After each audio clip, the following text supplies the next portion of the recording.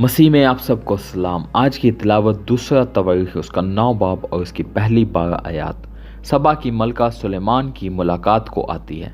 जब सबा की मलका ने सुलेमान की शोहरत सुनी तो वो मुश्किल सवालों से सुलेमान को आजमाने के लिए बहुत बड़ी जलों और ऊंटों के साथ, जिन पर मसालेहा और बाफरात सोना और जवाहर थे, यरूशलेम में आई और सुलेमान के पास आकर जो कुछ उसके दिल में था उस सब की बाबत उससे गुफ्तगू की।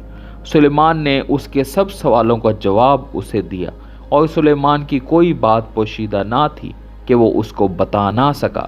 जब सबा की मलका ने सुलेमान की दानिशमंदी को और उस घर को जो उसने बनाया था और उसके दस्तरखान की नेमत और उसके खादमों की नशिस्त और उसके मुलाजमों की हाजिर बाशी और उनकी पोशाक और उसके साकियों और उनके लिबास को और उस जीना को जिससे वो खुदावंद के मस्कन को जाता था, देखा तो उसके होश उड़ गए।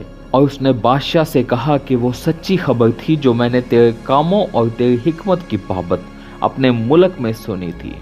तो भी जब तक मैंने आकर अपनी आंखों से ना देख लिया, उनकी बातों को बावर ना किया। और देख, जितनी बड़ी तेरी हिकमत है उसका आधा बयान भी मेरे आगे नहीं हुआ। तू उस शोहरत से बढ़कर है जो मैंने सुनी थी। खुशनसीब हैं तेरे लोग और खुशनसीब हैं तेरे ये मुलाजिम जो सदा तेरे हुजूर खड़े रहते और तेरी हिकमत सुनते हैं।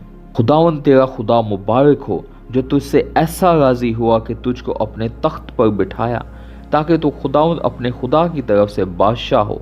क्योंकि तेरे खुदा को इसराइल से मोहब्बत थी कि उनको हमेशा के लिए कायम करे, इसलिए उसने तुझे उनका बादशाह बनाया ताकि तू अदलो इंसाफ करे।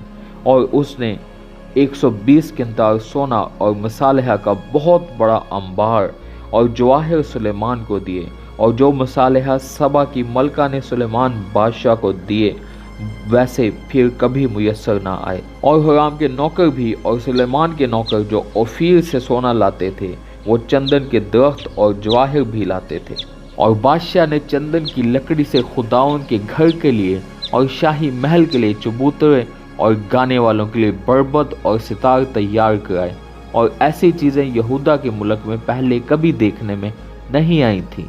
और सुलेमान बादशाह ने सबा की मलका को जो कुछ उसने चाहा और मांगा, उससे ज़्यादा जो वो बादशाह के लिए लाई थी, दिया। और वो लौट कर अपने मुलाजमों समेत अपनी ममलिकत को चली गई।